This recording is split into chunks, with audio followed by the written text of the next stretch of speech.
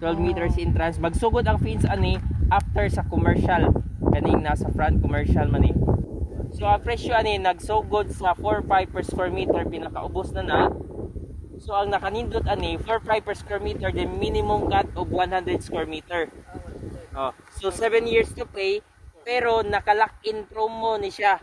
For 3 years, ang gamay ray bayaran ni buyer. Sa kaning price per square meter nga 4.5 per square meter, ang lock-in monthly niya for 3 years is 3.5. 3,500 gram mag-monthly ra siya unto for 3 years. For 3 years. Oh, for 3 years, 3.5. After 3 years? After 3 years, mag-recomputation pa. The remaining balance is i-divide na to sa 48 months, which is the 4 years remaining. So lahi na iyang monthly. Pwede ra nga mag 3.5 si buyer, mag as is ra gyapon, or pwede siya madak